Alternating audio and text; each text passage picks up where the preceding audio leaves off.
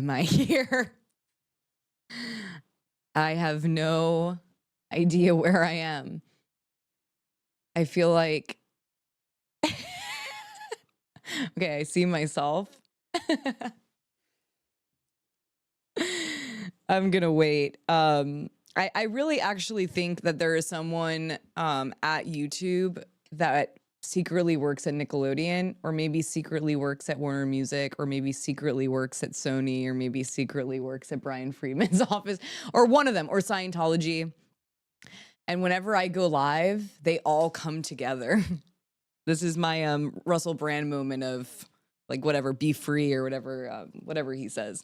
But now this is my own conspiracy that I'm creating, and I really am starting to think that it's true. Stay free. Yeah, there it is. Stay free.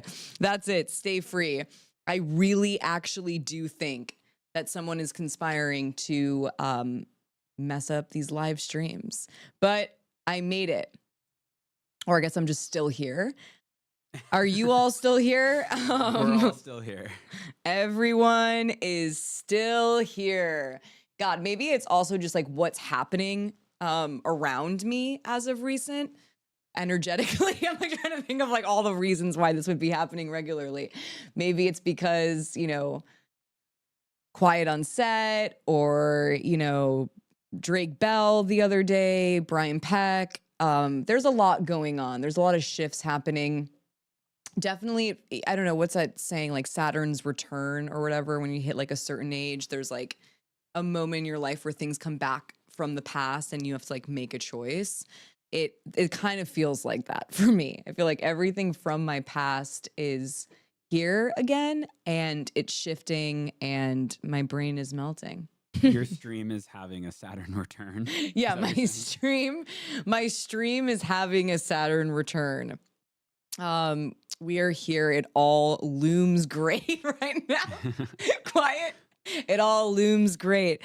I'm down for the good loom. Wait, it stopped? Oh, I ended, I guess. Again. Wait, I ended? Wait, there's no way. No, it's going. It's Okay, going. wait. No, do not mess with me in the chat. No one play any pranks on me right now, because I'm vulnerable and gullible, and I will believe every single thing you all say when it comes to technical difficulties. But hello. What day is it? I think I said this like 100 times. It's March 7th. It's March 7th. It's Thursday. This is Eat Predators Daily. I'm your host, Alexa Nikolas. We have a lot going on this month. March is honestly jam-packed with so many different things happening, from the documentary coming out, which I filmed while I was, you know, pregnant with my second child, which was it was a year ago now. And now there is a second Nickelodeon protest that was the first one was almost 2 years ago, and everything's happening during the exact same month.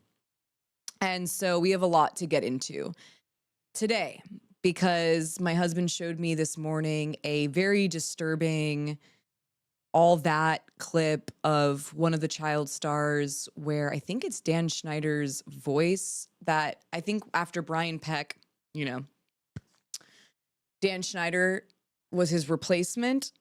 I guess maybe That's Dan Schneider's voice? yeah, that's Dan Schneider. Yeah, that's not Brian Peck anymore. Originally it was Brian Peck, and then it became Dan Schneider's voice later on. So I'm pretty positive the clip that we're gonna watch, it was Dan Schneider. He does all the things like the Schneider's Bakery. He does all of the narration for the Zoe 101. Whenever there's voiceover, it's usually him. Yeah, that's Dan Schneider. Wow. But so anyways, I saw a very disturbing clip that almost felt as though, I don't know, I felt like Dan and all of them, in my opinion, were obviously aware of the allegations against Brian Peck, and they used, you know, a kid show, in my opinion, to revisit those allegations and put a kid into a, I guess, pretend position where they're imagining basically the exact allegations minus, the very horrific details. So he showed me that this morning, and I thought I had enough when I saw Brian Peck's intro of, know your stars, whatever that, whole thing was. And it was Pickle Boy, and it was him, I guess, himself narrating it, which is bizarre to think that Brian Peck was there holding the pickles and then himself was narrating at him, talking about himself, which might actually make more sense when I look back at that.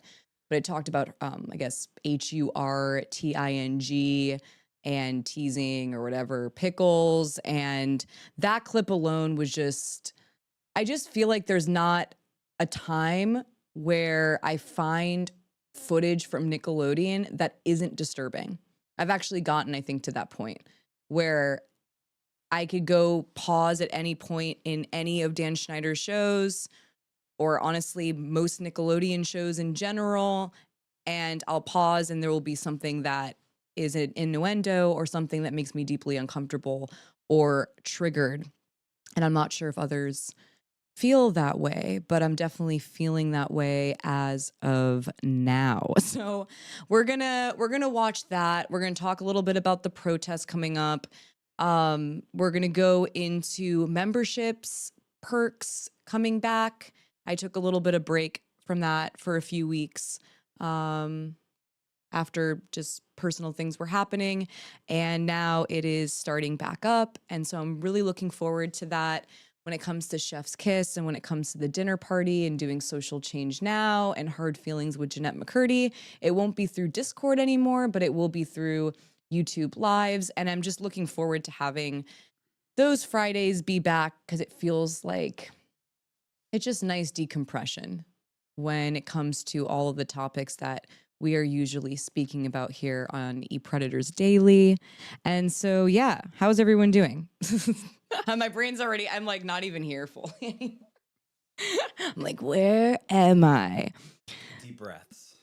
Deep breaths. I already feel, I mean, to be honest with you, I'm also just kind of like triggered in general. Like, I just don't like any of this, honestly, that's happening, or when I'm like finding out and when I'm realizing about Nickelodeon or my own childhood or the industry in general. I don't know, maybe I'm not even like processing it yet. So I'm also kind of just feeling a lot of things that I don't think I even realize yet. Like maybe in a few months I'll look back at this and go, I was really just riding that wave of whatever was happening, and I'm like, how did I do that? And I definitely wasn't being honest necessarily about how I'm feeling. So that's how I'm feeling as of late. I'm so delayed in the chat. I always feel so bad because I want to like be engaged in the chat, but then I look and I'm like, everyone's so far behind me. Wait, what is someone saying about the whole pickle thing? I will never eat a whole pickle again without that image of Ray permanently burned into my memory. That's another thing. Like, there's just no way. I would love to have someone ask Ray Romano this, but there's just no way a grown man, adult, did that scene and didn't for a moment go, what am I doing? You know, like the way he's eating the pickle. I can't even believe I'm saying this. I hate Nickelodeon. Like they just drive me crazy. But the way he was eating the pickle, on the other side of Brian Peck, and the sounds that he was making and talking about it being a good pickle. I mean, this is just bonkers. It's wild. I mean, that's why they're not saying anything either. What can they say? Right? I mean, like really, what can they say when it comes to what they were allowing? And like Russell Hicks said, Nickelodeon scrutinized and approved of every single thing that happened on a Dan Schneider show. And I've actually been diving into it because I find it very interesting. Actually, my friend Melanie and I were diving into it via text at like 1 a.m. last night. And we were talking about the Open Secret documentary. That's pretty wild. And we were also talking about the fact that the man who is now the president of Nickelodeon was in Head of Class, with Dan Schneider. He's actually the creator of all that. He brought Dan Schneider into all that as the main writer. So he was like kind of like more the concept creator.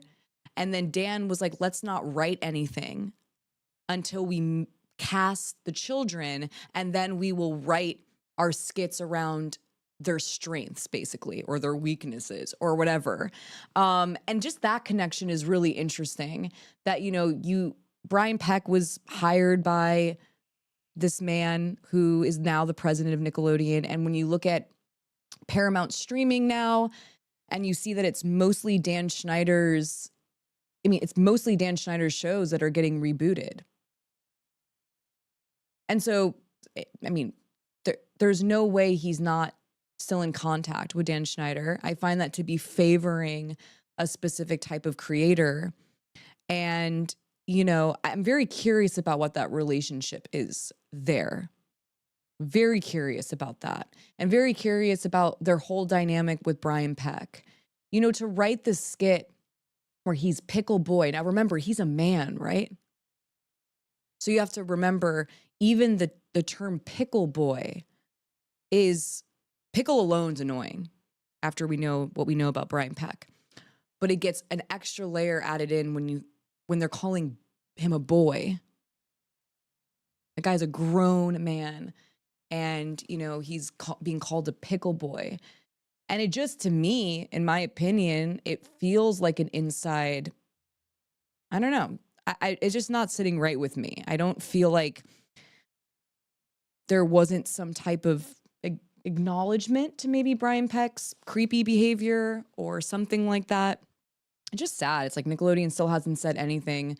I'm going for the second time now to protest, and, you know, I wonder if they're going to say anything now. They keep kind of shuffling John Vaccaro and Russell Hicks around. I guess Dan is too, and having all these other people answer for them. And it's honestly looking worse. It's looking way worse. They really should have just said something when Jeanette McCurdy's book came out, in my opinion. And I feel like then they could at least say that we said something or we acknowledged something. But now, like, now what is your crisis manager thing? Like, this is so, I'm overwhelmed and I'm not involved over there. It stresses me out. So I can't imagine what Nickelodeon is personally going through right now with all the new added layers and Drake Bell coming forward, which is like, I feel like they showed favorism towards Dan Schneider. Yeah. And, you know, I was also looking into it with the foot, you know, when Nickelodeon got the foot symbol, and that was around the exact same time that all that came into the picture. And that's a little bit odd. And I don't really understand, like, I get it. Like, maybe Dan Schneider, his writing brought in a lot of, you know, views. I know that Nickelodeon was getting Zoe 101 was getting something like 10 million viewers, kids that were watching it regularly. So that is a lot, which means that's a lot of ad revenue. And then the ad revenue goes up. So I'm sure Nickelodeon was very pleased with that. But also at the same time, Nickelodeon was very much aware, even during, I think it was the Amanda Bynes show, when they had, I guess, one female staff writer, and what he allegedly, you know, did to her. Nickelodeon was part of that handling. And so they knew all these things about Dan Schneider. And instead of,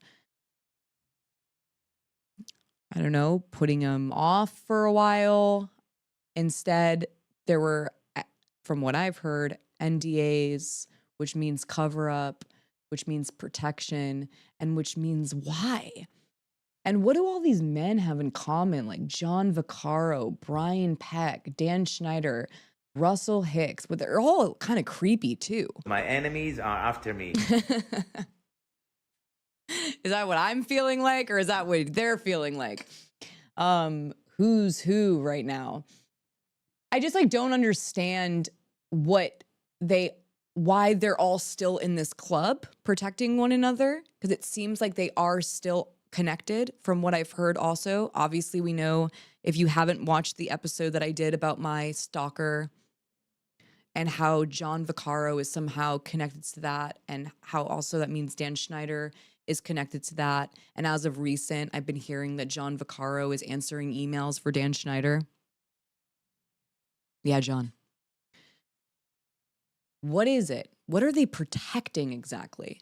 There has to be more that they're protecting than even I know. And that's probably what I feel in my nervous system. And maybe that's why everyone's been doing so many deep dives for so many years, because it feels like there's something that is still not like being uncovered. And something feels very off-putting about it. Because also with Russell Hicks, like, why would a past president, yeah, Nickelodeon Club, totally Nickelodeon Club, you know, why would a past president put Nickelodeon under the bus? Because if you're like, Russell Hicks did not work for Dan Schneider. Russell Hicks worked for Nickelodeon. And then he came in response for Dan Schneider and scapegoated and basically like threw Nickelodeon to the wayside to protect Dan. But why? Usually it's the corporations that everyone is, you know, protecting, or they protect both. They'll protect the alleged predator and then they'll protect the corporation together. But I find it really interesting that Russell Hicks came in and just defended Dan Schneider, made fun of us kids, said that Dan Schneider was a shoulder we cried on or whatever, when Dan Schneider was the person who made me cry. Gross, Russell Hicks. Total gaslighting. But why? So and this is called admitting ignorance. This is admitting ignorance on so many different levels, but it's just very strange to me. And then you got John Vaccaro, who's a total wild card. Wouldn't even have known who he was until he started, or until I realized that he was following my stalker. Bizarre. And then just all of it is just not sitting right with me. And I feel like we're just starting to peel off the first layer of it all. And I don't think we actually know the true big picture story of how they all know each other, how they're friends, what they're protecting. Just seems a little bit off. I'm very curious also to read these letters that were sent to the judge when it came to Drake Bell's case. Very curious to see who was writing in defense of someone like Brian Peck. And we know how that all went down with Danny Masterson. We realized, whoa, Ashton Kutcher, like, you know, whoa, Mila Kunis, and then like the Baldwins and La Poo Poo Bell and whatever. You know, you're like, whoa, these people are defending a blank. Very interesting, though, when it comes to Brian Peck, because of what especially his allegations are. And so, you know, this is just the beginning, I feel. And I mean, what does a chat think? Do you think Nickelodeon, let's do one or two. Like, do you think after my protest, which means also after the doc comes out? So we got documentary. Poll? Oh yeah, I could start a poll. Okay, so after protest, which means also after the documentary has aired, one, that Nickelodeon is finally going to break the silence. It's silence, whatever you want to call it. Or two, they're going to stay quiet on set. Are they going to stay quiet on set, or are they going to break the silence? I'm very curious. I really want to know what people are going to say.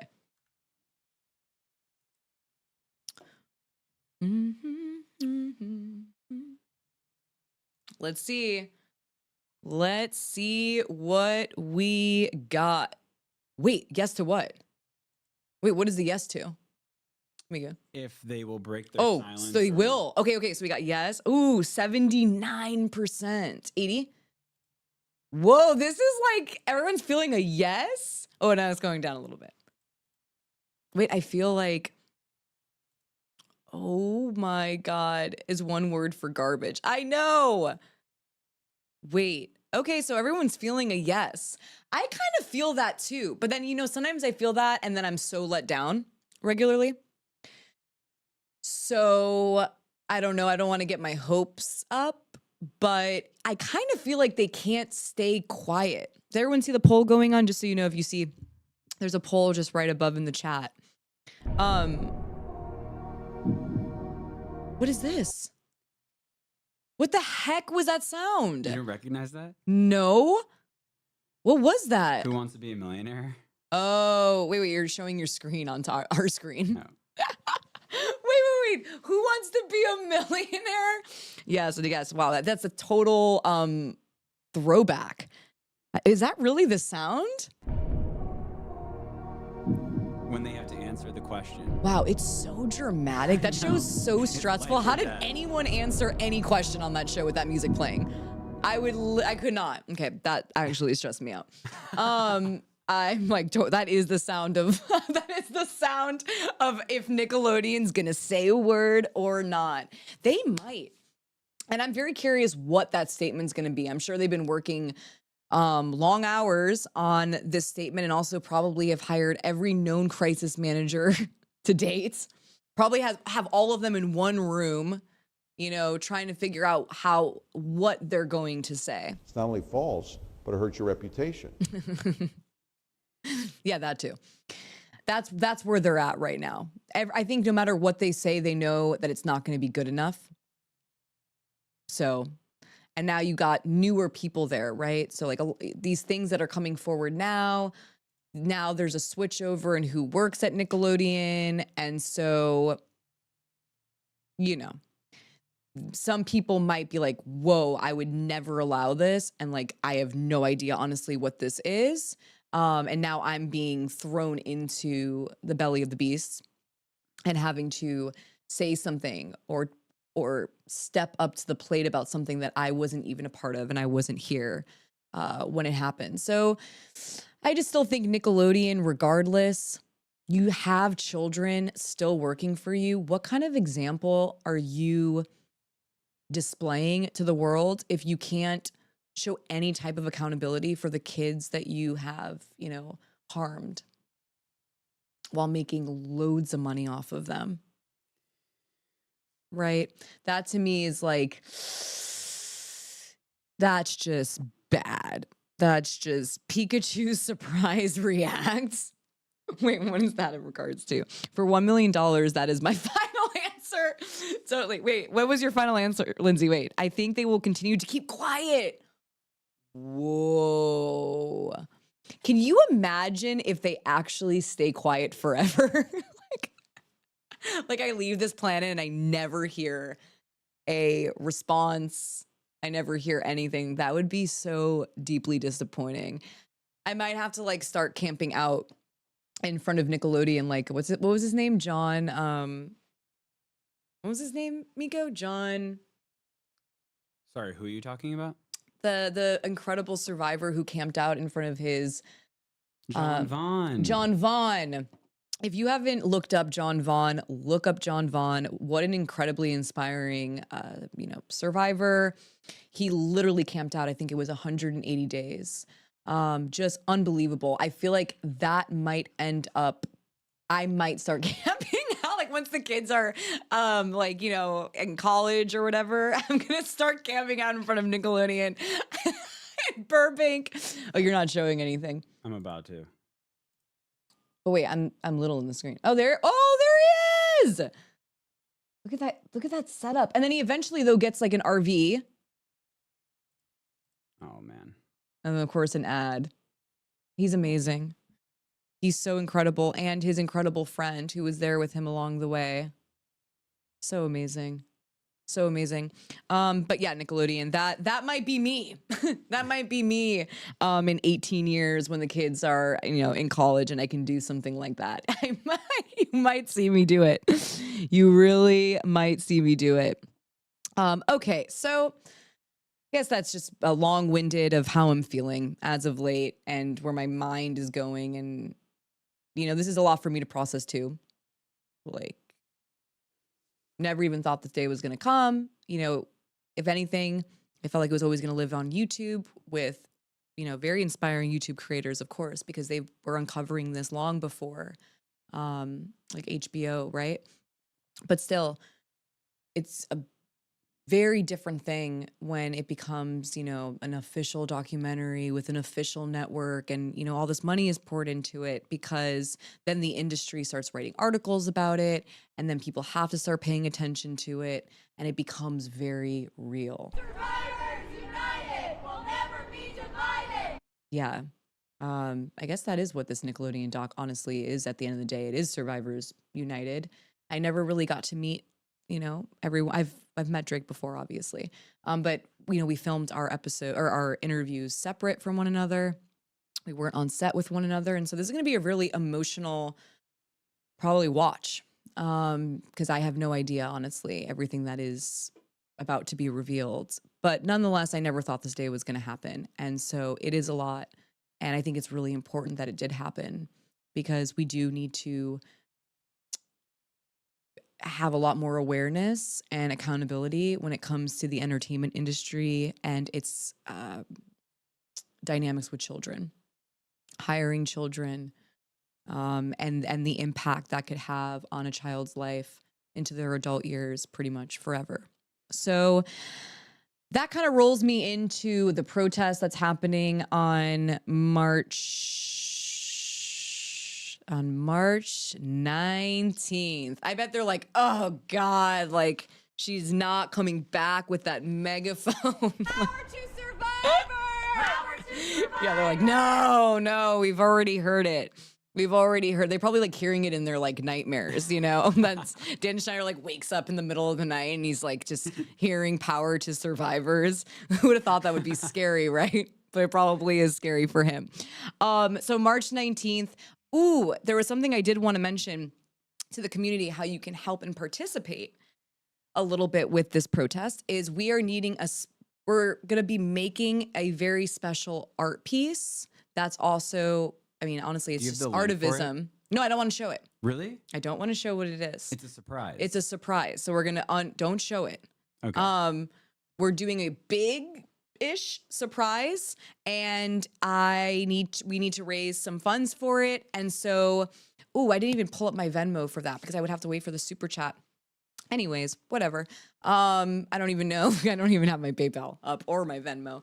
But we're trying to raise funds for this very special, you know, art piece that we're going to be creating for this protest. And let's just say it's amazing. And so, yeah, I mean, I didn't even pull up the thing that I needed to even show you guys this because the super chats don't even come in until like a month late. And my phone's dead too. We'll put together a budget breakdown and show it on Tuesday. Yeah, I can show it on Tuesday. But we really need the community's help for this. I don't know if Melanie's in here. Oh, I see Melanie. Yes, what do you want to show them? Do you have a Neat Predators Venmo account? I don't. I have to create that. So I'll do that on Tuesday. I didn't pull it up. But it's fine. It's fine. We'll do it Tuesday. We'll do the whole thing. But this will be a nice way for everyone to participate in this really amazing thing that Melanie and Miko specifically are going to be putting together. So that's that. Okay, I guess let's just go into this little Dan Schneider mocking a victim. Can you and full screen it? No, it gets way too big. Really? Yeah, we've done it a bunch of times. It gets so big. So we just leave it like this. And it's okay. Everyone can see. Okay, you guys ready? Trigger warning, trigger warning, trigger warning. Trigger warning, trigger warning. Wait, oh no, and then my Bluetooth, I'm not even hooked up to the Rodecaster anymore. Oh man.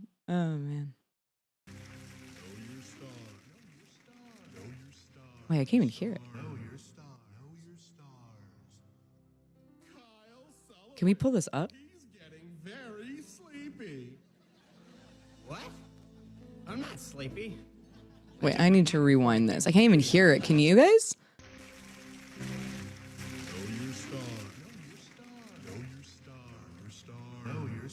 Know your stars. Kyle Sullivan. He's getting very sleepy. What? I'm not sleepy. I took my nap before I came to the studio. Kyle Sullivan is falling into a deep, deep sleep. Sir, if you're trying to hypnotize me, It's not happening. That only works on idiots. Kyle Sullivan. In 3 seconds, he'll do whatever I say. No, I will not. 1, 2, This is ridiculous. 3. Kyle Sullivan. Act like a chicken.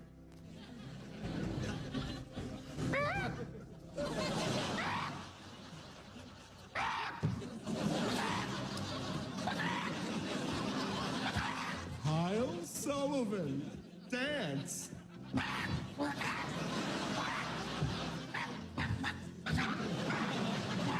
Kyle Sullivan.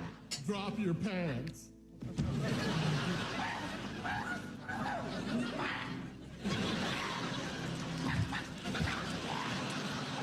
Now you know. Kyle Sullivan.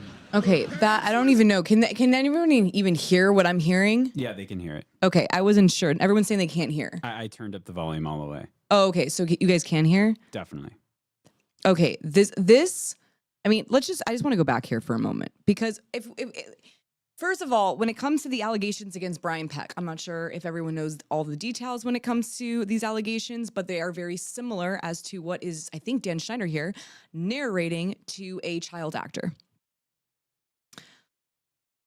on all that. And at first you're like, okay, now that you know the Brian Peck allegations, your mind's there, right? So, sometimes you can put that aside because you're like, okay, I'm thinking about this very specific thing. And now, but once the pan's dropping, just once again, Dan Schneider going out of line, crossing mad boundaries with children. It's like, wow, you had to go that extra mile there too. You couldn't just leave it in what was already creepy when it came to putting him to sleep and making him do whatever you want. And then you had to go into the dropping of the pants. Like, it's just, oh, welcome to the munchies, Trisha. It's just so, I mean, it's just really horrendous. Like that, I would never want to, like, who wants to write that around a child? I'm just watching it again, sorry. Miko? You there? Yep. Okay. Yeah. Sullivan, drop your pants. I mean, I'm surprised, honestly, I'm surprised there's not even a class action suit against Nickelodeon. I'm going to say it because it's pretty wild. What I'm seeing is just, I mean, I don't know what. And the forced laugh track, like it's very manipulative. Yeah, true. Because no one would find this funny. Funny. It's true too. I mean, what is it? Has anyone in the chat did you see this while it was airing? Like, I never watched all that, honestly. So I never saw these episodes, so I can't. We do full screen, Miko, sorry.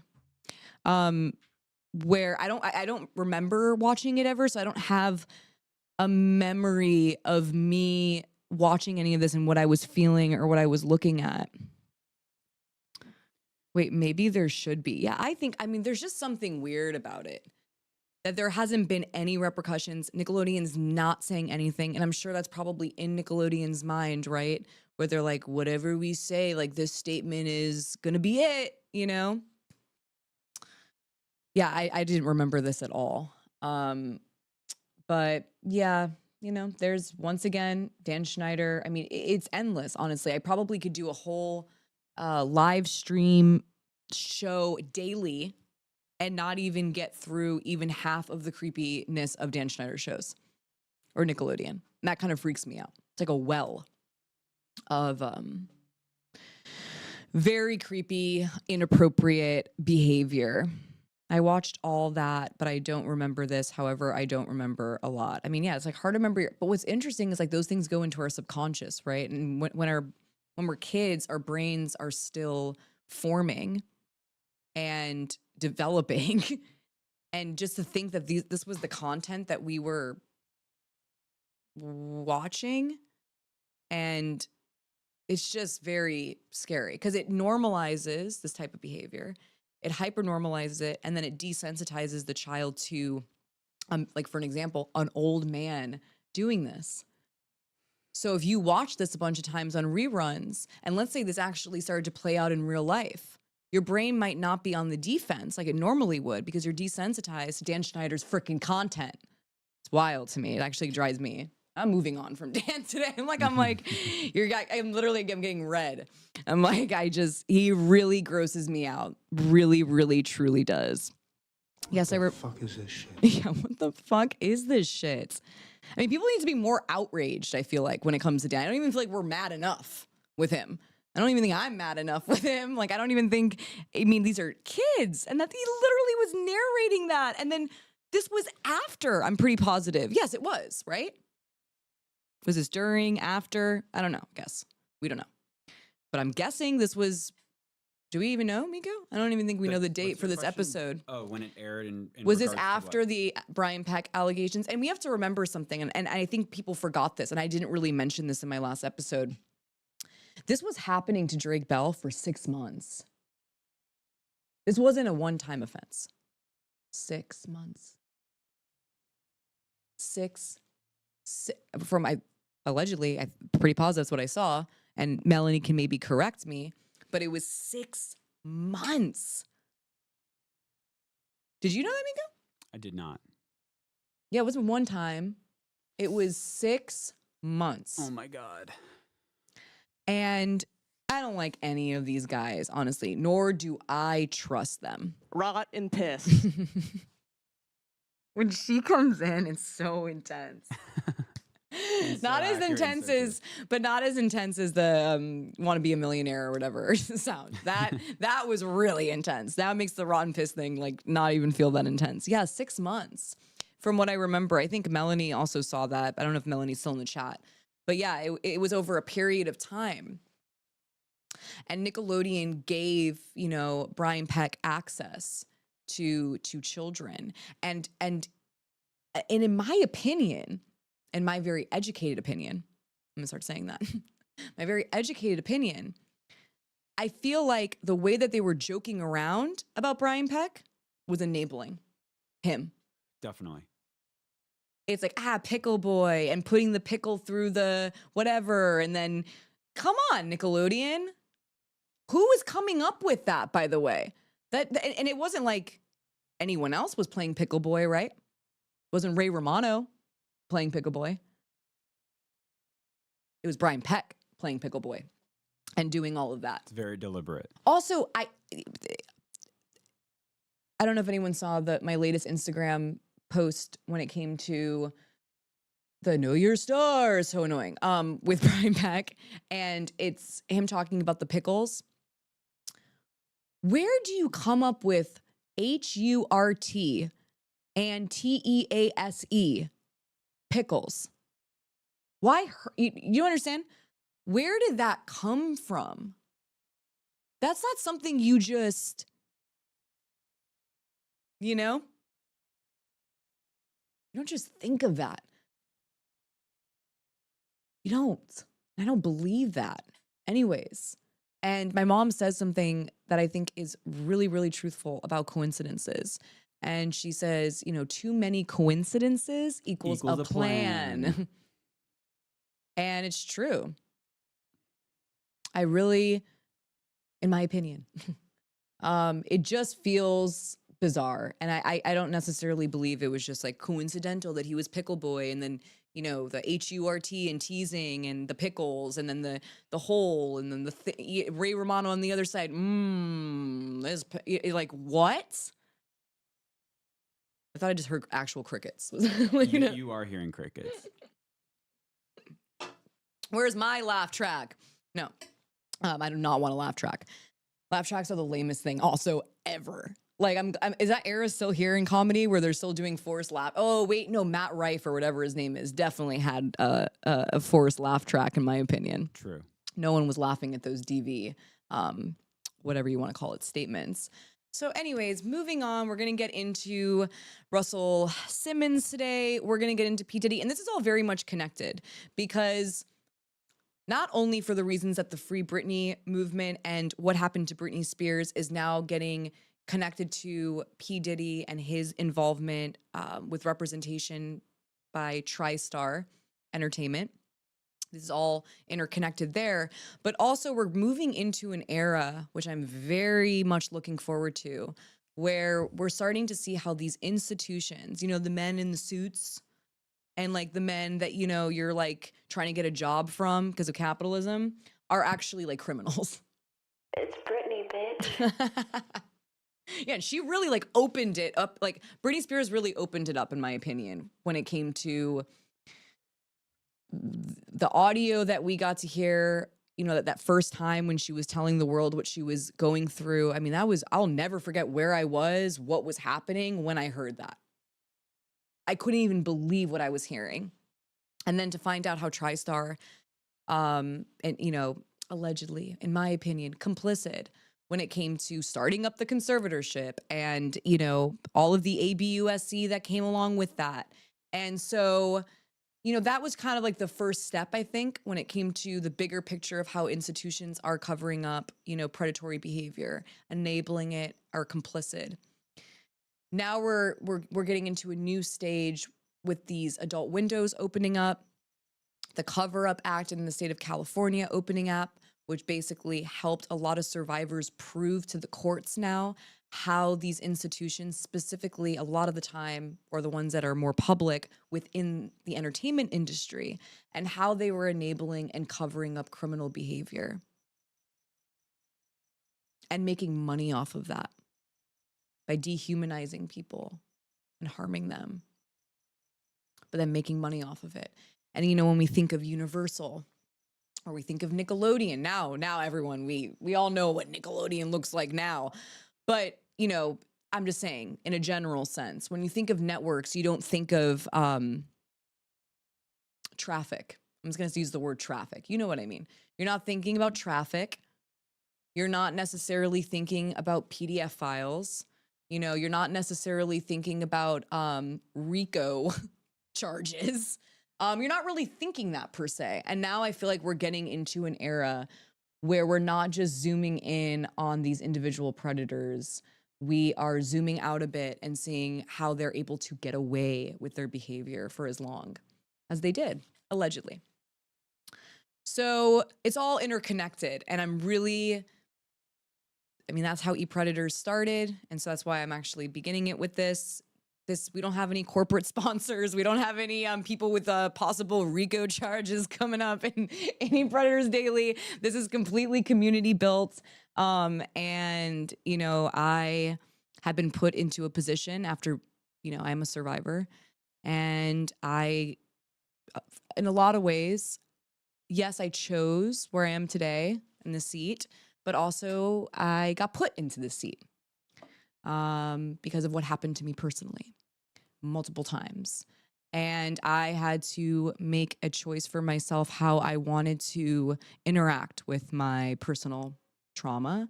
And I chose to start protesting these institutions that were being accused of covering up SA and going out there and showing these predators that, yeah, maybe you're not that afraid, right, of the 1 or 2 or 3, you know, survivors that you have individually harmed.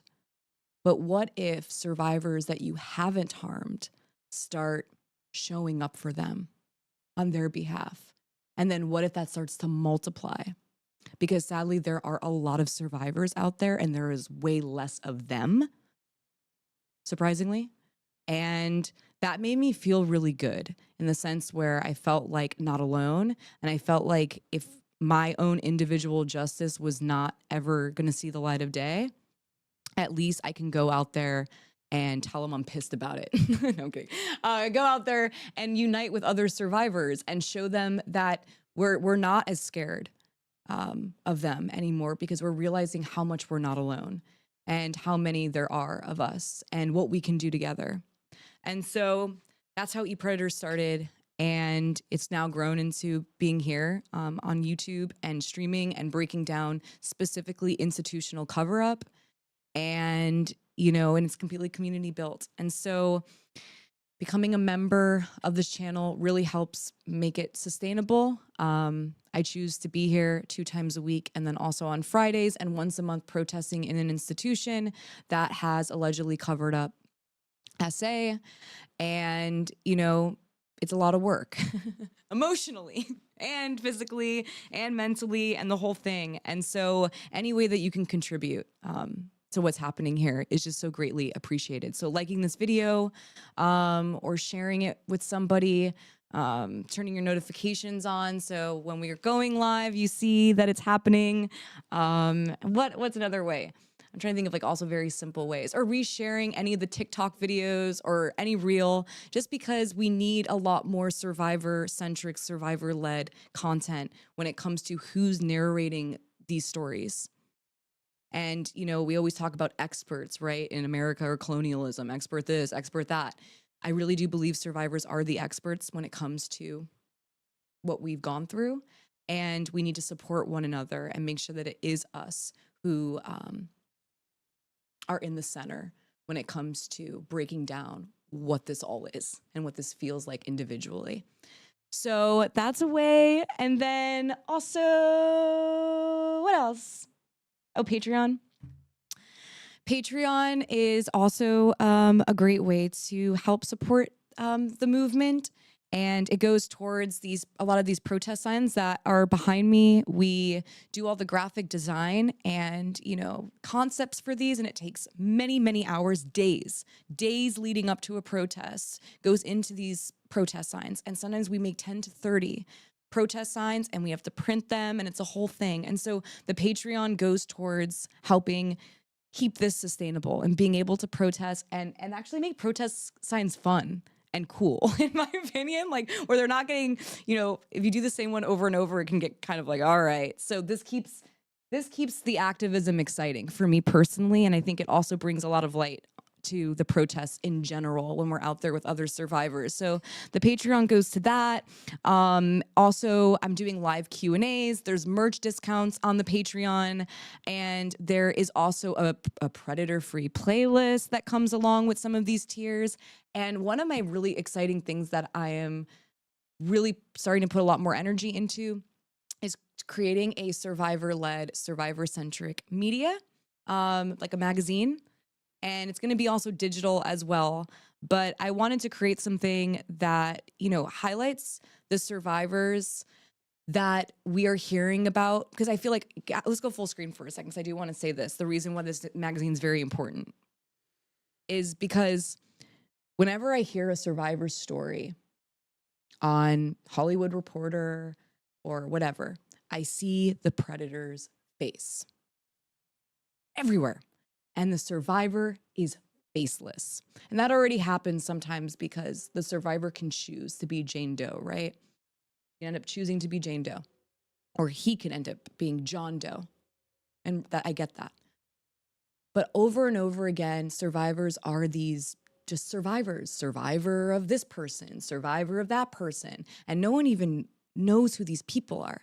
And so I want to create a media outlet, whatever it is, honestly, where we're getting to know who these people are, not just as survivors, but as human beings, and what they love to do, what their jobs are, what they're passionate about, and not just being remembered for being a survivor. And so even though that makes them, very inspiring to me personally, I think the world can learn a lot more about them than just that. So the Patreon's going towards that magazine and that digital version of it. And so that really helps build everything that, I'm personally doing over here. We also have the merch, and that just spreads awareness. I personally like the Power to Survivors sweater just because I want survivors out there to see more empowerment when they're at the grocery store or somewhere random than even just the believe survivors thing. I think survivors have already begged enough to the world to believe us, and now we deserve to have some power over our lives and our stories. And so I didn't even see if someone put some super. Oh, hi Trisha, Yvonne, thank you so much, and Dylan, thank you so much. Predators. So the merch really helps also make this sustainable and also spreads awareness. So those are a couple ways to support. And just again, on Fridays for Chef's Kiss, we are listening to Hard Feelings with Jeanette McCurdy, and we're going over her own personal hard feelings, talking about our own. And it's been really nice. And her podcast is honestly awesome. It's really, really cool. And so if you're thinking about becoming a Chef's Kiss member, that comes with it. And so that is our little ad break for this session. Whoa! Okay, whoa. I went too fast. It went from that to that image is just not even, get me out of here for a second. I wasn't ready. Okay, we're going to be going into Corey Feldman. Hi, and hi, Becca. Hi, and thank you so much, Dylan. Hope everyone's having an amazing day. Keep up the great work, Alexa. You're an amazing person. Thank you so much, Dylan. You're amazing too. Thank you for being here. So Corey Feldman. Okay, and Corey Feldman, this is a complicated topic or not complicated, but complex. I should choose my words better. Complex when it comes to Corey Feldman, because he is a survivor and we all must acknowledge that. And then at the same time, he has allegations, and he has allegations of not being a cycle breaker, right? And, I did a whole episode about Corey Feldman. I also wasn't really happy with what was happening between him and Chrissy Carlson Romano. Haters, man. Does that say haters, man? Yeah. Haters, man. Yeah, I didn't really like what happened over there, and there's a few episodes on that. So if you don't know really what I'm talking about after this episode, go check out those episodes and you'll know what the heck I'm talking about, because it was wild. That whole journey was wild between Chrissy and him and the whole thing. Dispelling the rumors. Yeah, dispelling. That's what Chrissy Carlson Romano called allegations. I mean, right? I mean, essentially, she was calling them rumors, which is a bummer. But anyways, Corey is complex, and I do acknowledge that he is a survivor. And at the same time, again, that does not excuse his alleged behavior. And so I guess a few years ago, and correct me if I'm wrong, but a few years ago, he was creating this doc, like the Truth Doc or something. He was creating this doc, and I guess it got canceled, or like it got derailed. And his whole thing is that it got derailed because Hollywood's trying to shut him up. And it's like interesting because, yeah, Open Secret did not get the publicity or streaming platforms that it should have, because I don't know if anyone's seen it. It's very triggering, but a very, very incredible documentary about the open secret of Hollywood when it comes to PDF files. And so I guess Corey Feldman was saying that his doc got buried because of what he was talking about, which is like, okay, whatever, whatever happened, whatever he's saying, that's not really the point of this episode. But someone in the Reddit shared with me that he was posting me and my protest in front of Nickelodeon, which, by the way, I'm going to put this in the chat. This is like trigger warning, you guys, but I'm going to put it here in the chat just so trigger warning. This is an article about, the allegations, and, please, trigger warning. It's very sad. So if you want to read it, there it is. But fast forward, here's this tweet that he ends up tweeting on this is his verified Twitter account, right, Miko? That is. Okay. So here's Corey. And at first I thought it wasn't him. I had to tell Miko, I was like, this isn't actually Corey. And Miko's like, yeah, this is actually Corey. So it goes, this article features names first revealed and exposed in my #MyTruthDoc a few years ago. The film that was stolen, distributed, and I was almost KI blank and totally silenced on, which, by the way, that was stolen, distributed. But isn't distribution mean when it actually goes out? Why is that? Am I wrong about that, Miko? No, it's correct. So then what is he saying? Stolen and distributed. Isn't that two opposite? Does that mean it's out somewhere? Like someone else distributed it without his approval and we can watch it? I'm looking into the Wikipedia page about it and the release and kind of the controversies surrounding it, but it just looks like there was kind of people call it a hoax, or that when it was released there was issues with like the A hoax? live streamed. Yeah. Dude, is this doc real?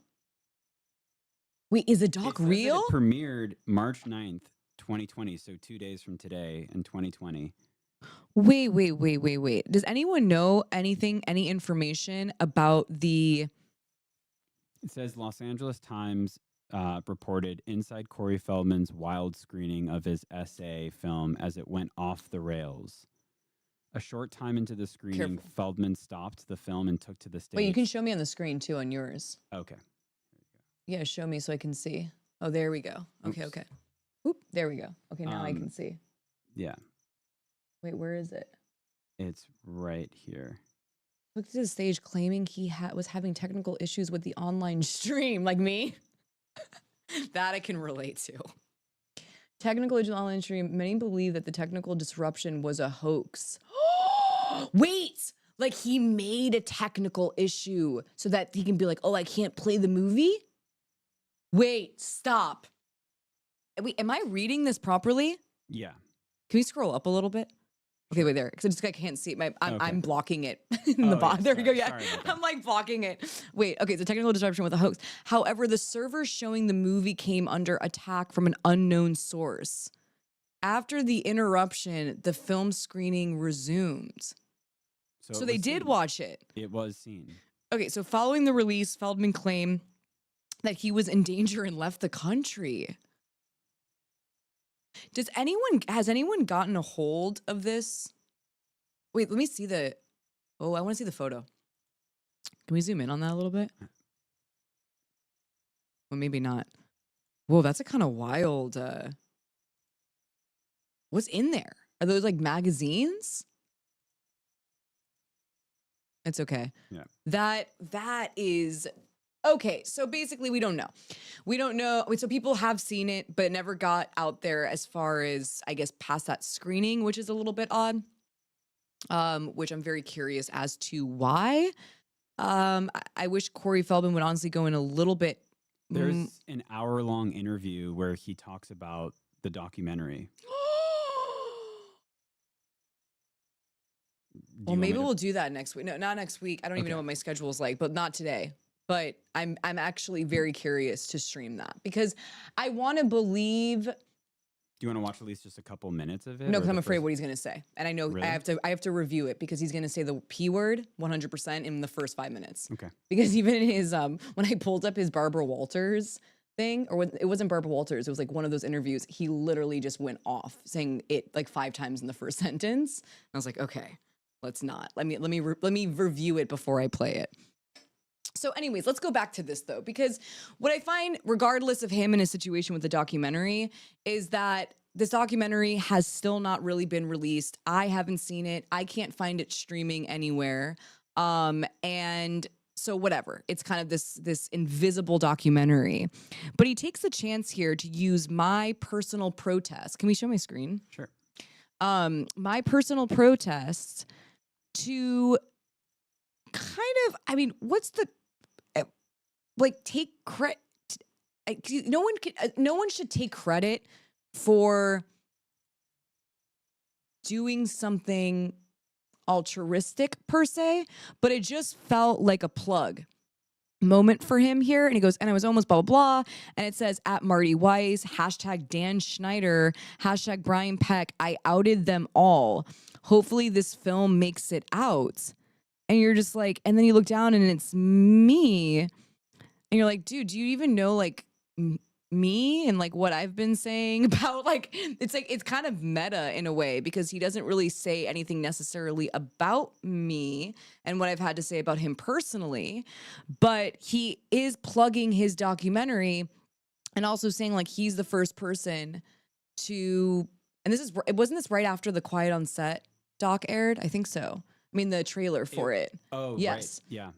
Alexa, by the way, I looked at the transcript and he doesn't say anything explicit it's a minute excerpt. Maybe you want to see what he has to say about it. Sure. You sure he doesn't say Yeah, I anything? looked at the transcript. He Okay. doesn't. Let's see it. Okay. Oh.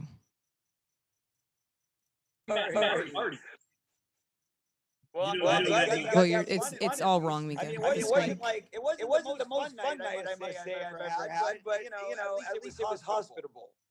Well, I wanted to talk to you about that. Now, I was there in the audience, and I think it didn't get more than 10 minutes into the movie, and the first thought in my brain was, what's going on here? You guys had stopped the movie, and you came on stage, and I know you talked about this, and that it was a cyber attack, but I want you to take me through your thoughts at that moment when you had to stop the movie, and you had like a full theater full of people. Wait, just pause this. Stop.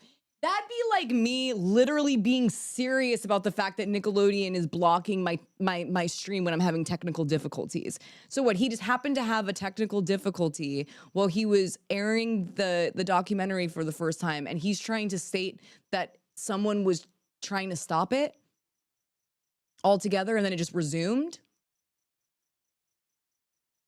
I mean, it's the be free, stay free, whatever. It's the same. Stay free. That.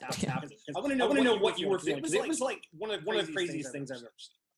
Well, I'll take it even further. Not only was that party at the Rainbow probably the last party on the Sunset Strip until today, but it was also the last premiere in Hollywood.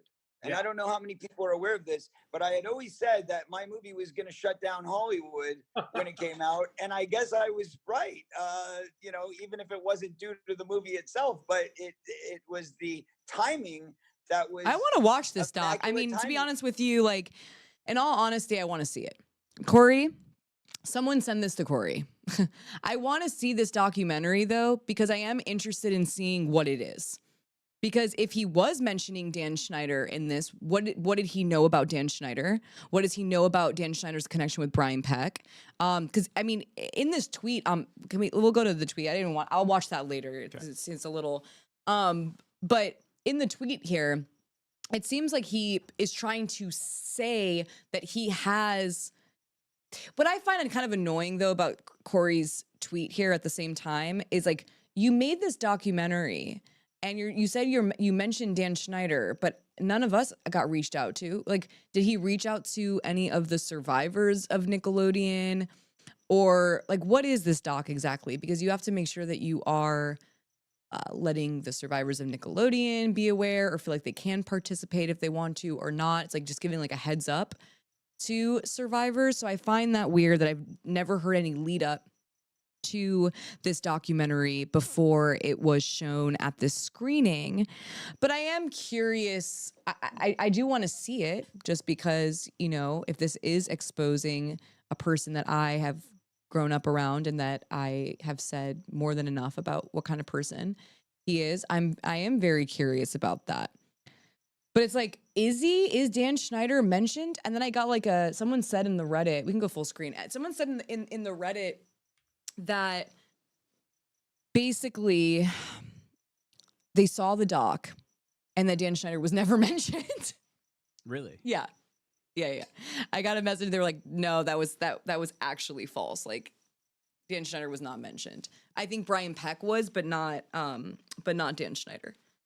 So I'm just curious. I would want, I want to see it, but it's just kind of a bummer when you see him plugging this film when this is now a time that survivors are actually a part of a documentary, which I don't know if they were a part of his documentary, So we got survivors now having a moment, and he is plugging in, basically claiming it, that he was the one to.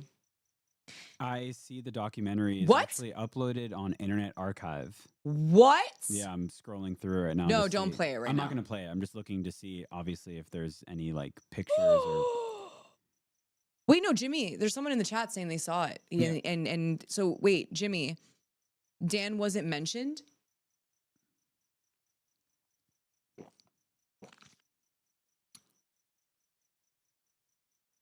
It's hard to remember. Yes, Miko, find the video of technical difficulty. It's online. Wait, there's a video of him saying it's a technical difficulty? I just scrubbed through. Yeah, there's no like images or anything of Brian Peck or Dan Schneider. So maybe they're mentioned or something, and there wasn't. Wait, like, Brian Peck's not even mentioned in it either?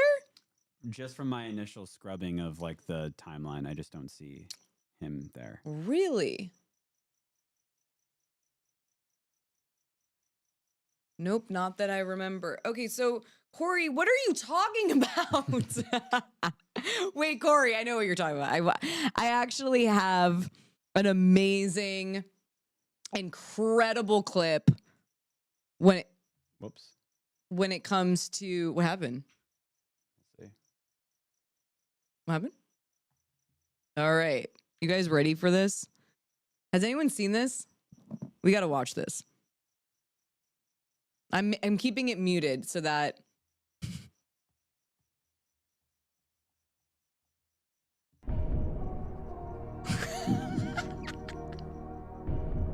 this is amazing though.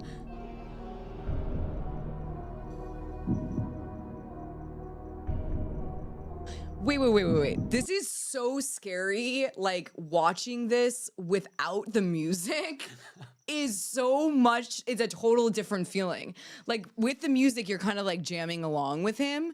When you don't have his music, it is a little spooky. Because why is the hood and then the girls having to dress up like that behind him does anyone see what this is so good. I gotta rewind because I want like a couple of different, like we gotta figure out a couple songs for him for this because that one is scaring the shit out of me. It's so scary, but it's so good. Corey, this is unreal.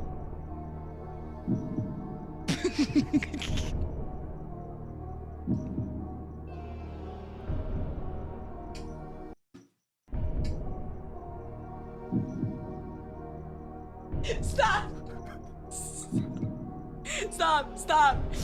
This is not right. No, stop the music. This is not right.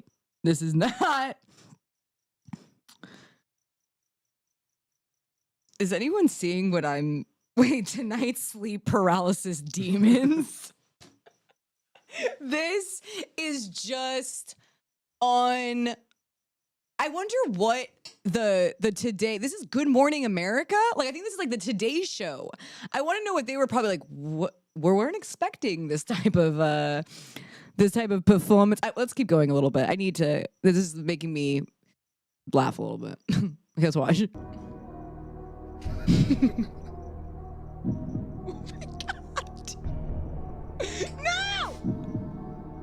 Whoa. Whoa, it gets so serious.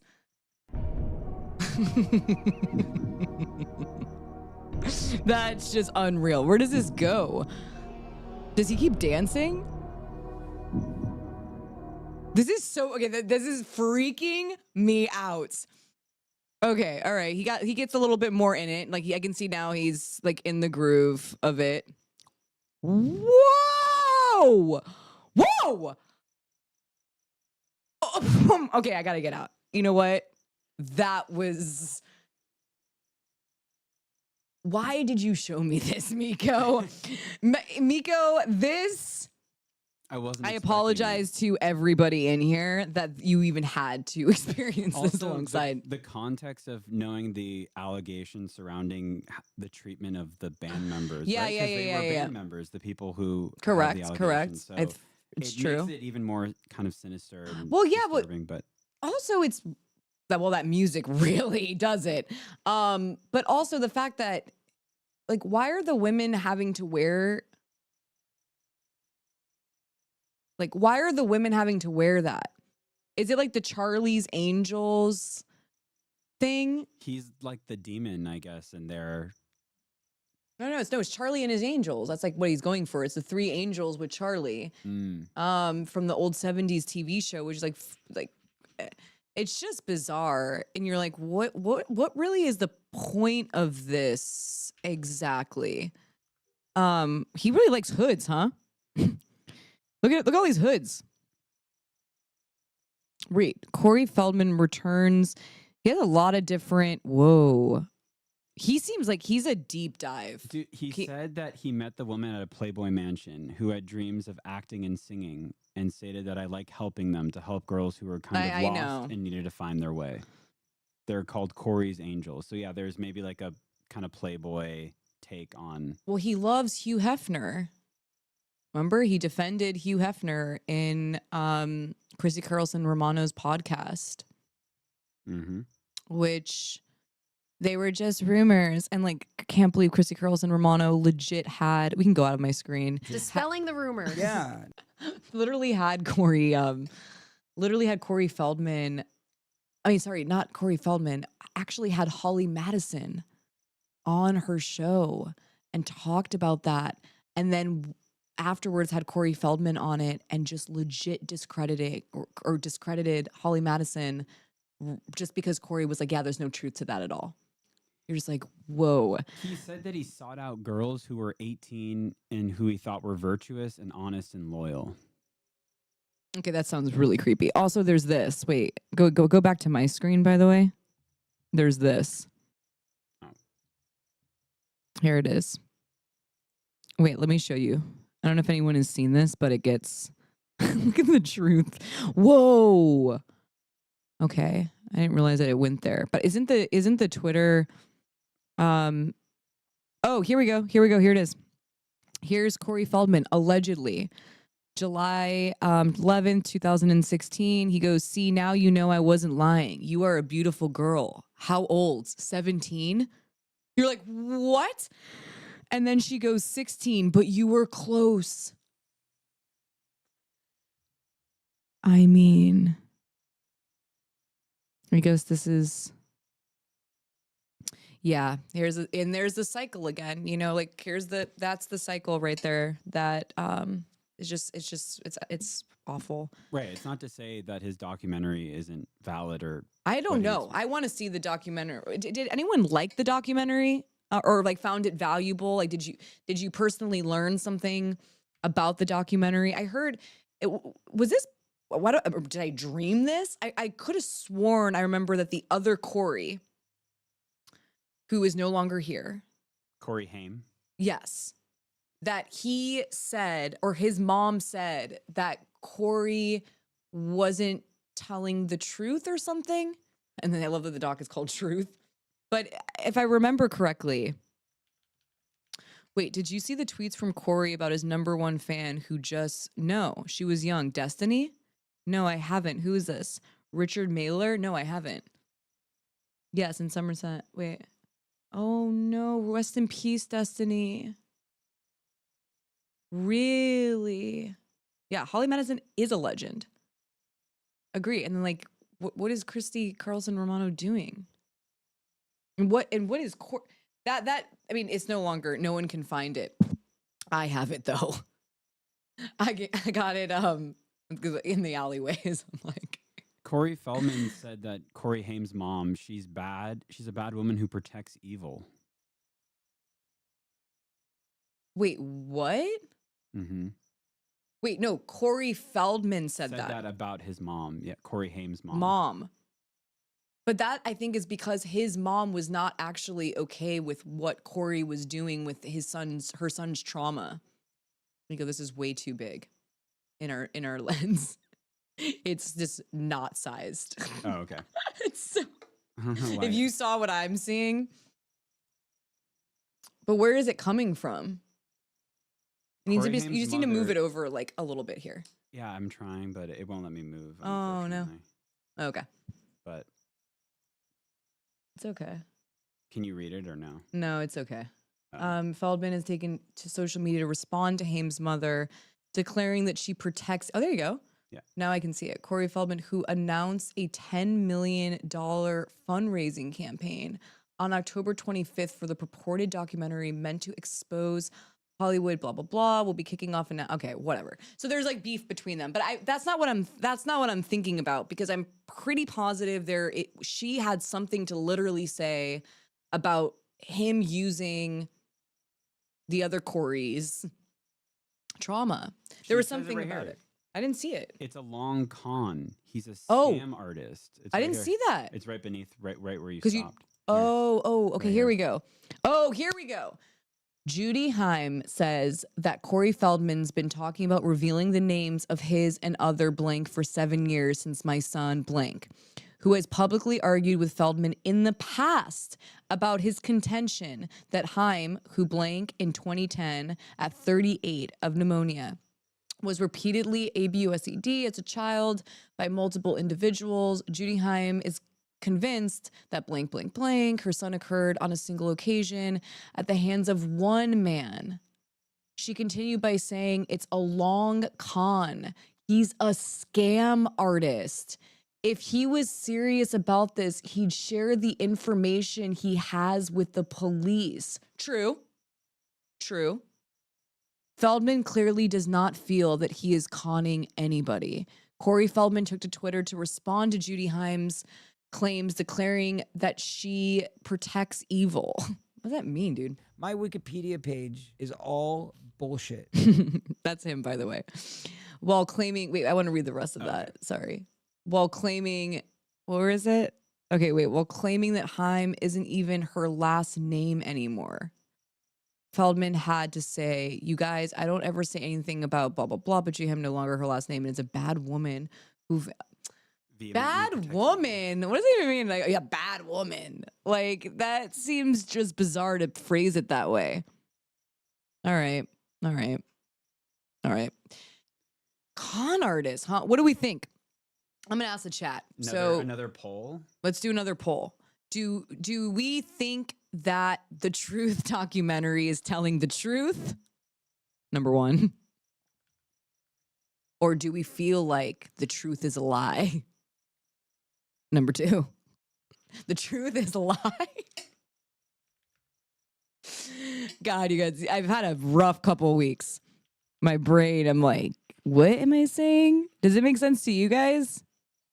Bryan Singer is Corey Heim's prep. Bryan Singer is Corey Heim's prep. Wait, Jenny Penny, what does that mean? Do we think Corey Feldman's Truth documentary is true? That's just the most insane question I've ever seen. What? No. Interesting. I think some of it is real, but not all of it. I feel that, Jimmy.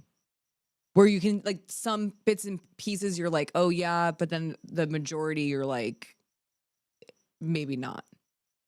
I just don't like that he's said that he mentioned Dan Schneider and mentioned Bryant Peck, but then there's no evidence to prove that.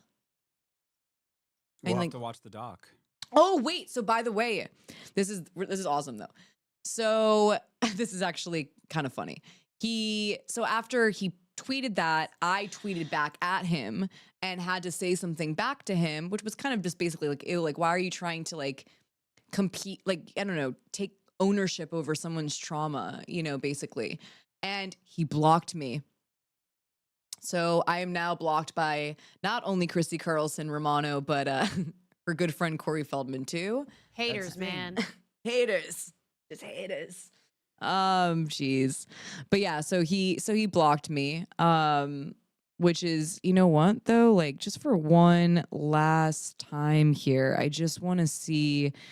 I just need to see him going in there. Let's just see that album cover.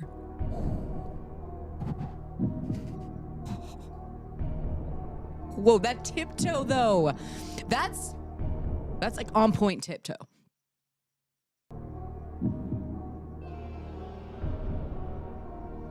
Can you imagine if this was the whole doc? If this was the doc. Oh my God. This is 2 kids, trauma, wild month. And I'm rewatching this right now. Sorry, you guys. Thank you for bearing with me. Thank you for bearing with me. Just haters. Just haters. Okay, so what do we got going on? All right, so freaking Russell Simmons. Okay, does anyone know who Russell Simmons is? I remember Russell Simmons because when I was vegan, that's right, I was vegan once upon a time. Actually not, I was vegan from like 15 to, I don't know, like 25 years old, vegan for a while. And when I was vegan, I remember looking up recipes or something. And then there was an article that came up about Russell Simmons, and I'm pretty positive he was vegan.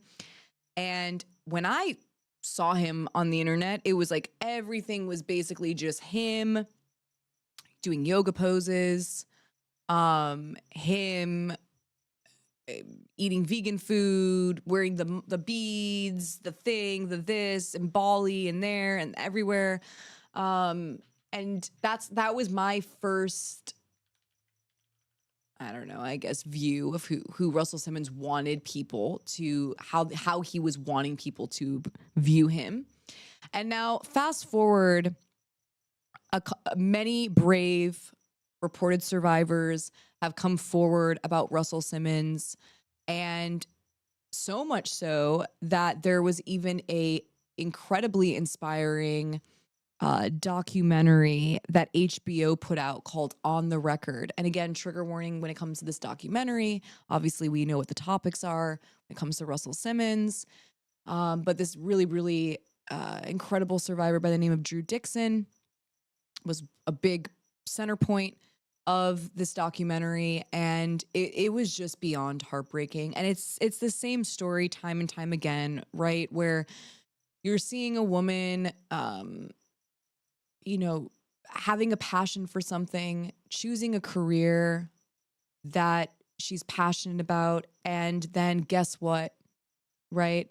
Alleged predators get in the way.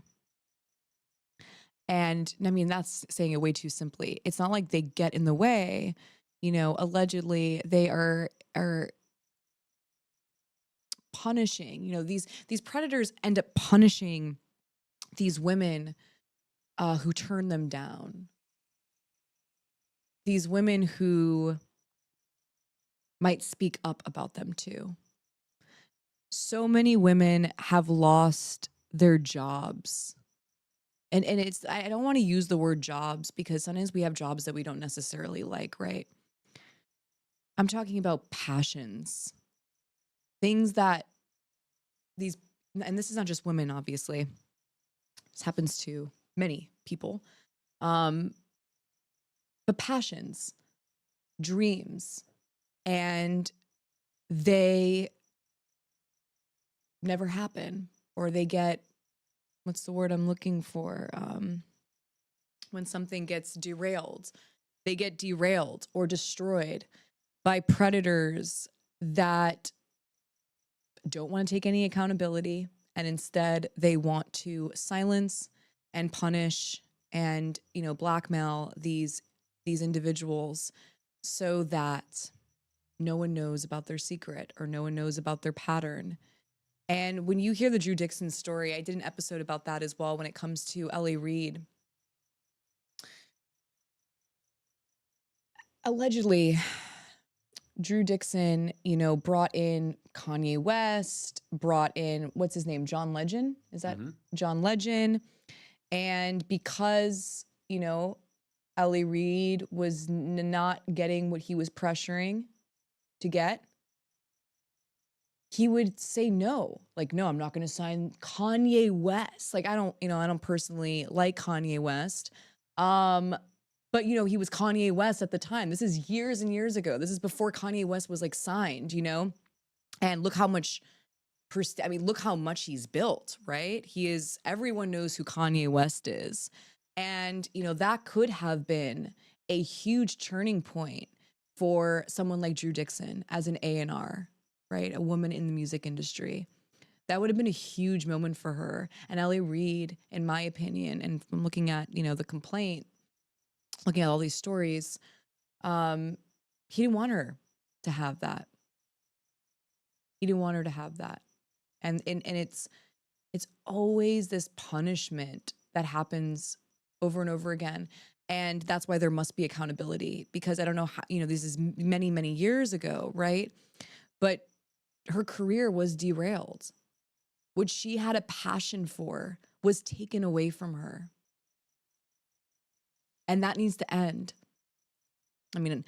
I really also started protesting because I have two children.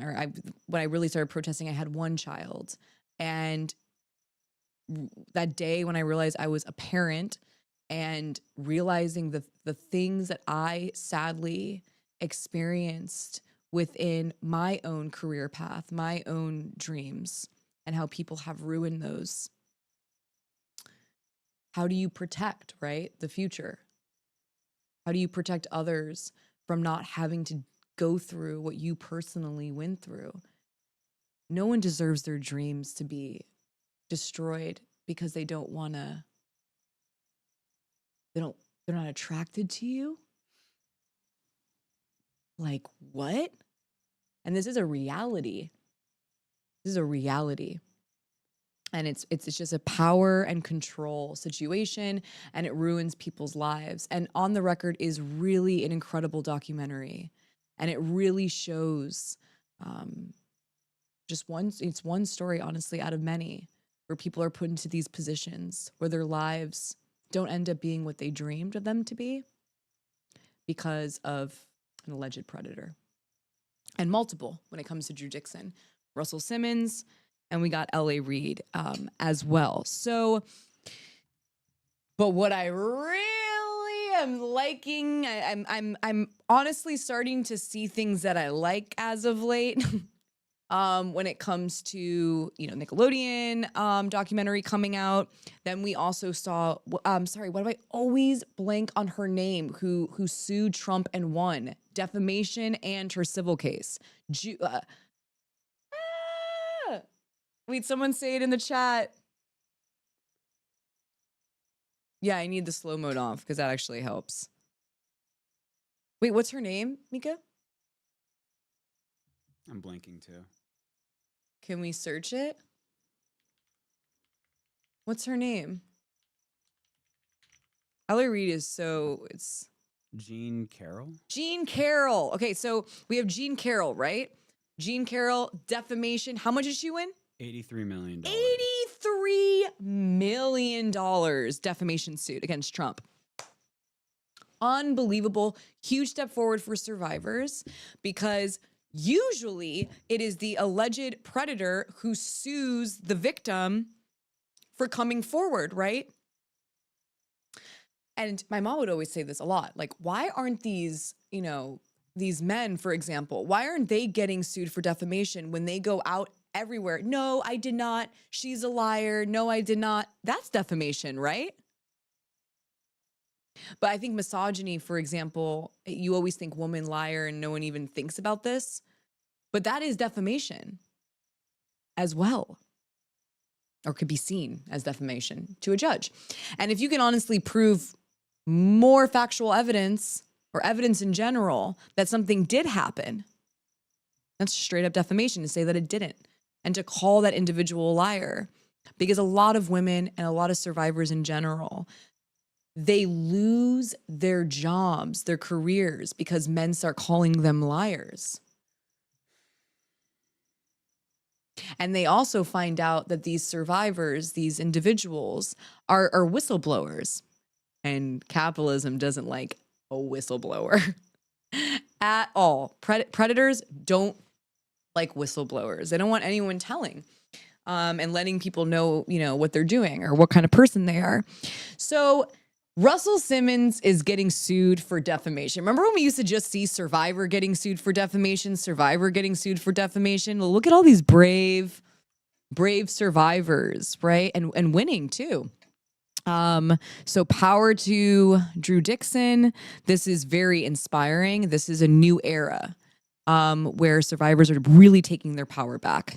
So let's read a little bit about it here. So it says Drew Dixon targets statements from Simmons in a December podcast interview in which he allegedly attempted to discredit our accusations against him from 6 women. Drew Dixon, a former Def Jam record. See the guy's face? Okay, let's hold on. Wait. There she is. So that's Drew Dixon. I'm so over seeing these. I mean, I guess it should be on them too, but like power to survivors. Power to Drew Dixon. Wait, where'd it go? Where'd it go? Did the internet just go out? Oh, there you are. Oh, that's so weird. I'm telling you, there's something in the air with me and my streams. He Okay. talked about ghosts and places being haunted. God, his voice is freaking horrible, by the way. His voice sounds like an actual haunted house guy. Like, you know what I mean? He's terrifying. That voice, though, isn't even real. It sounds like he is speaking from the DEAD. Okay, so, but he was alive there, wasn't he? So in 1995, Dixon says Simmons invited, wait, did I miss this? All right, wait, here we go. So Drew Dixon, a former Def Jam recording executive who alleges she was AR'd by the music mogul in 1995, claims in a lawsuit filed on Thursday in New York State Supreme Court that Simmons engaged in concerted and malicious campaign to discredit her with the aim of undercutting her R accusations. Among other statements, Simmons said in an interview on a podcast in December, could someone want notoriety in the market where people thirst for fame? And I've never been forceful in any of my relationships, all of which were consensual. Okay. So, us being the good guys we are. Oh my God. God, does anyone ever know that? I feel like there's so many new people here. That, by the way, that was Josh Peck talking about Jeanette McCurdy. Okay, she owes us. But we're good guys. The complaint was filed on the heels of another suit against Simmons for SAB, from an ex-executive at the label he co-founded, who sued as a Jane Doe. In 1985, Dixon says Simmons invited her to his apartment under the guise of listening to a new demo. The suit says there he allegedly pinned her down, blah, blah, blah.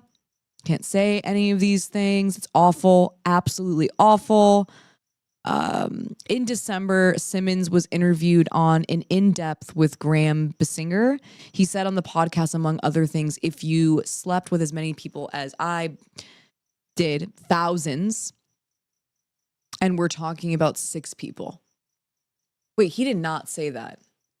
He's saying because he slept with thousands of women, that the fact that only 6 of them only are brave enough or wanting to come forward about this, that somehow that the math doesn't add up.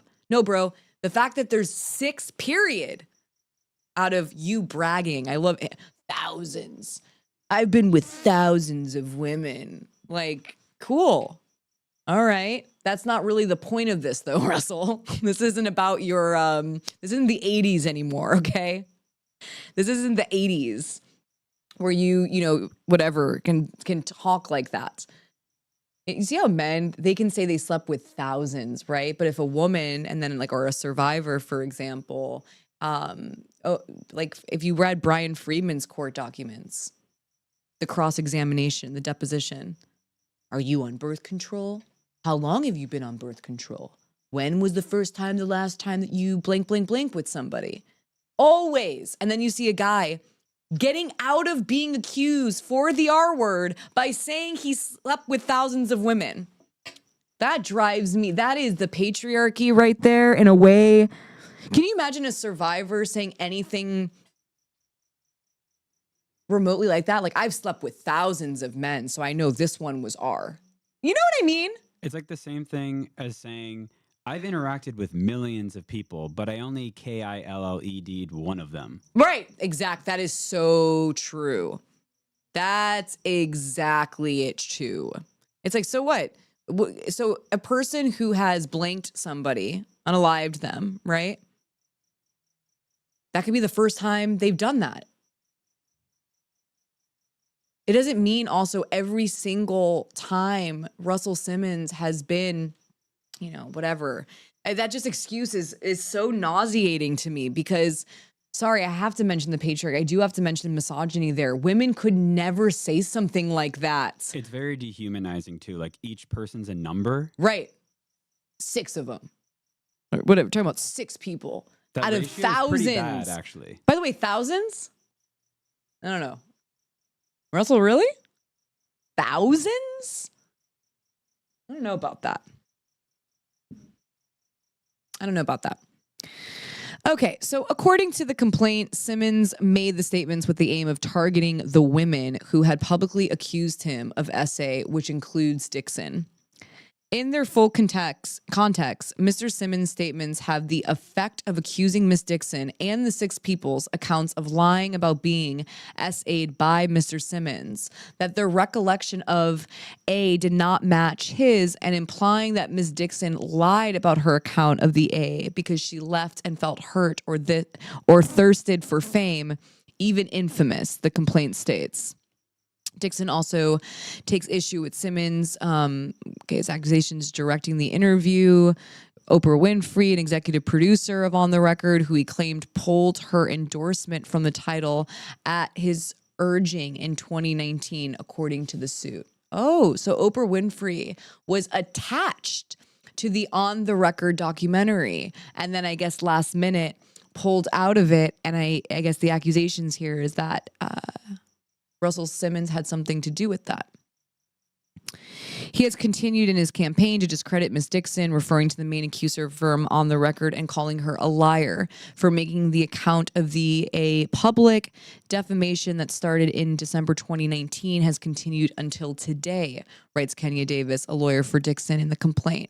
This defamation has reached all the way up the ladder to the pinnacle of the leadership circle, not only including Miss Winfrey, but other founding board members of Time's Up, including some of our nation's most powerful women, spanning industries from business to politics to entertainment. Power to survivors. By undermining her credibility, Dixon argues that she cannot make a living at a level, commensurate? At a level commensurate?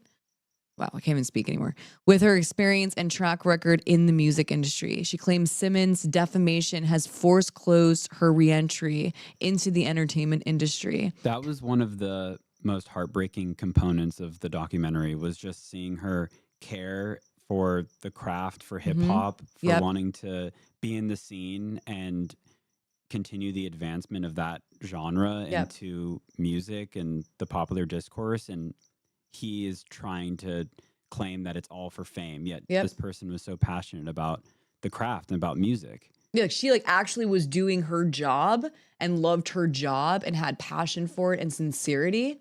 That's a word. Is it sincerity? Yeah, sincerity is a word. He, on the other hand, mixed bag. Yeah, it is the saddest part. But that's been happening in the music industry forever. That's why it's very brave of Drew Dixon to, come forward and in a very empowering, powerful way. Right? I mean, she's suing him for defamation. I don't think this is a civil suit even about the matters of what she accused him of. She's like, I'll prove it about you through the defamation. It's badass. Power to survive. She's like, let's go this route. Let's see how that goes for you.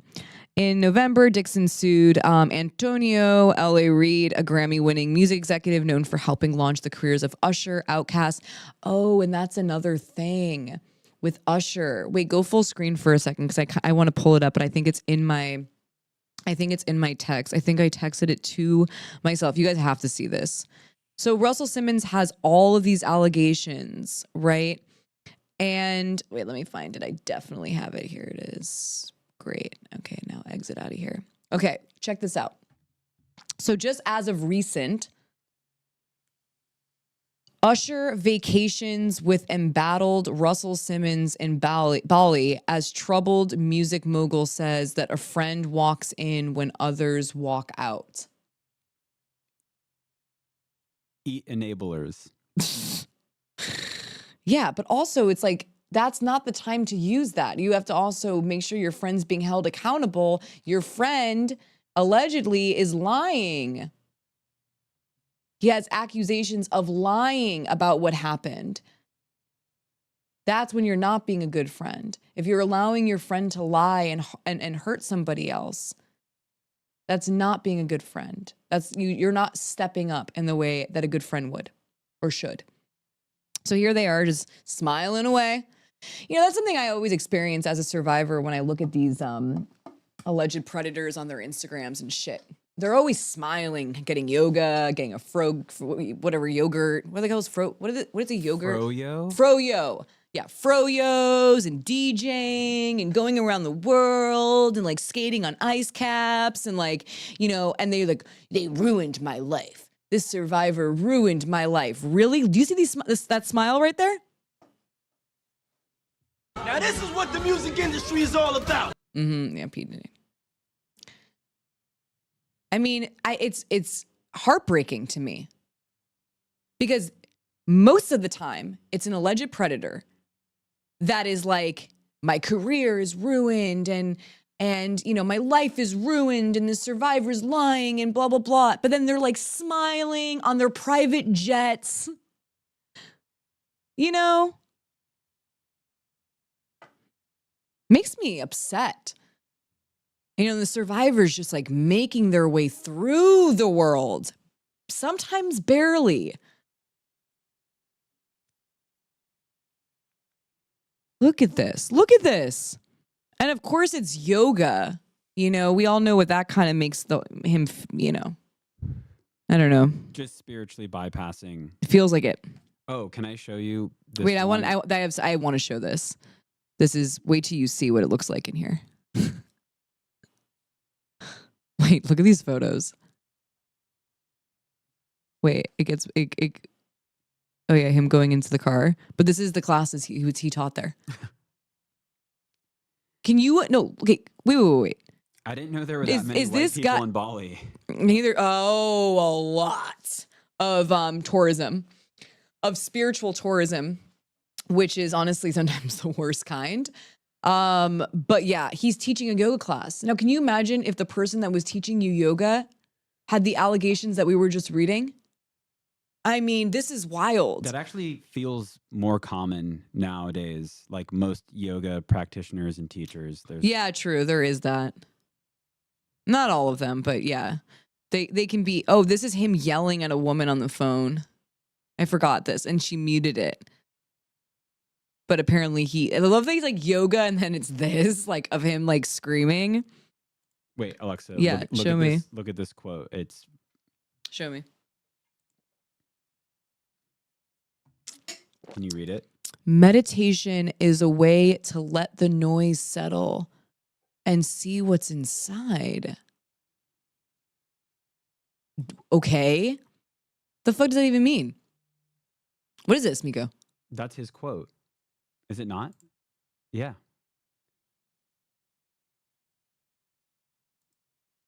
That's like seeing a Hallmark card. Like really, it's literally like a Hallmark card for like things for helping me move or something. I feel like it's just hypocritical. To see what's inside. And also it's kind of a lame quote. It's like, yeah, we know. Meditation is about seeing what's inside. Like that's the whole point of. But are you really looking at what's inside? No, he's looking at a void.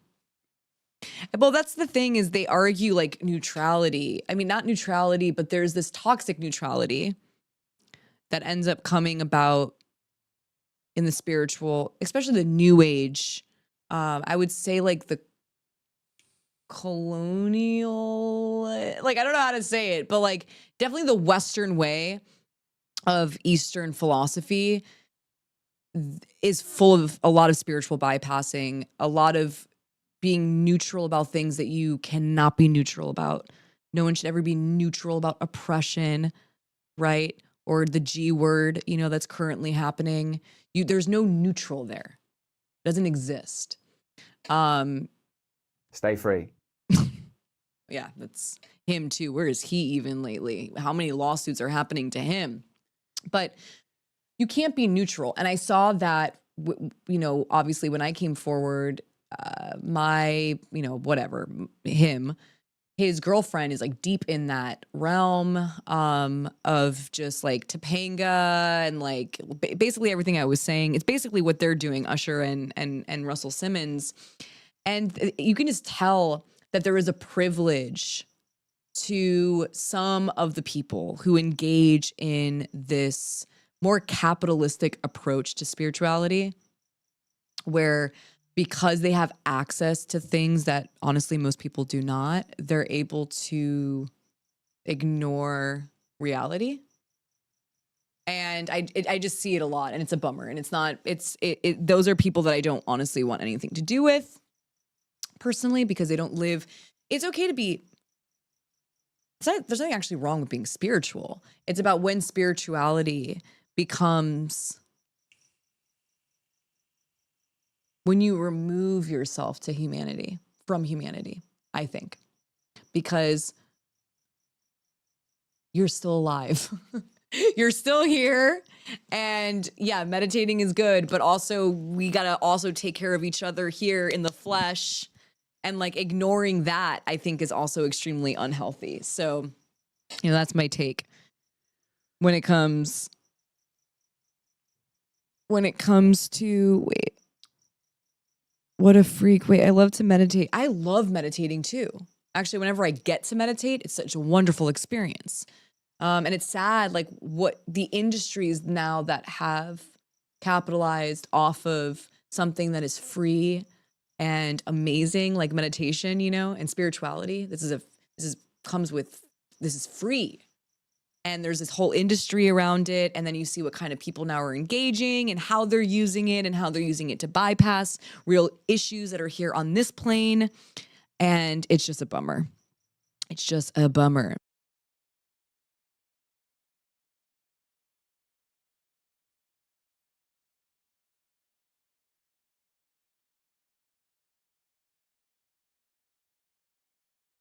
Right. And yeah, I can do P. Diddy because of all those technical issues. But I can do it next week. And tomorrow I just want to say to everyone, I'm sitting down and doing an interview that is going to be incredible.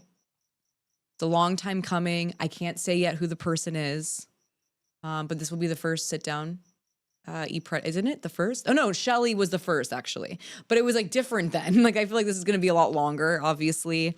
And anyways, filming that tomorrow, and then I will be doing the members only on a Saturday this week because I will be filming on a Friday.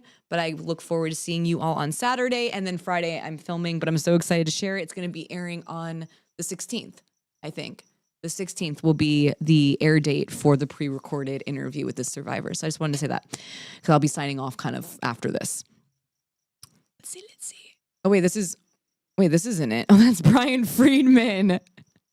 Wait, my bad. Okay, so let's see what he's getting sued for. Here is Russell Simmons. 3 different girls after every show. Culturally, we thought that was the right way. And a number of sexual partners in compromising positions. Oh shit! I have to pre-review these. Of course, he says that. That's why I don't like it. Imagination. You said you had more foursomes than most. Oh men my have god, partners. he's gonna get me the most taken off of this. We go. You know what, Russell? We don't care what you honestly have to say here at ePredators. Personally, I've honestly had enough of you. Power to the reported survivors like Drew Dixon, and ePredators absolutely supports them on their justice journey, and we hope that truth and justice does prevail. And we'll do P. Diddy next week, and we'll go into that lawsuit. That lawsuit's so dense. We can go full screen. You have no idea how absolutely out of control that lawsuit is, what it reveals, the names it reveals, how it connects to Britney Spears.